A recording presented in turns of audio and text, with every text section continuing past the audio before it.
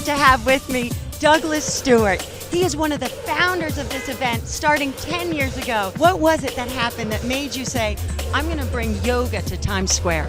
It's interesting. I was earlier, before this event started, I was in a television show called Yoga Zone, and I think maybe you can see those DVDs still out on the market, but we filmed that show in Jamaica in the most pristine setting, beaches and palm trees and lapping water. And when I came back to New York, I decided and discovered that, well, maybe, why do we have to go away to define that?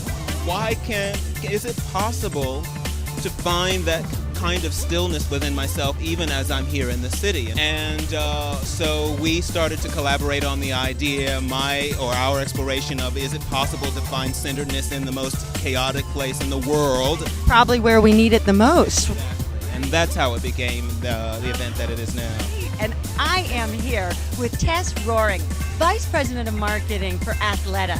What a dynamic woman. She already hit the streets. She was here this morning, did her workout first thing to enjoy the solstice. So Tess, I would really like to ask you, what is it that made you decide this would be a great event to intertwine with what we do? Well, when we saw it, we just knew that we had to sponsor it because it's such an incredible celebration of yoga and serenity and peace right in the middle of one of the most frenetic and crazy places on earth. And so, the unity, the celebration, bringing people together, it was just a beautiful statement. And I am lucky enough in this scorching heat to have Tim Tompkins. He is president of the Times Square Alliance. He is also co-founder with Douglas Stewart of this amazing Mind Over Madness event. So what was your inspiration aside from Douglas? Well, really, it was Douglas and I sitting down and talking about Times Square, about the summer solstice. And, Times Square is a place where there's always the unexpected and the surprise. And I love the idea of contrast, too. And, of course, the reason this has gone from 3 people to over 14,000 people this year is because this idea of city life is so full of distractions, so many things going on. How do we stay calm? How do we find ourselves? How do we stay present?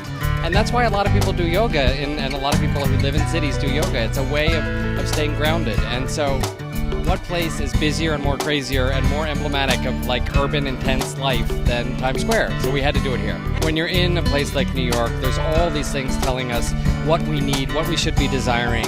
And so it's even more of a challenge to be content with what we have. And I think anybody who comes here and experiences this event, frankly, feels just grateful to be alive and grateful to be in New York.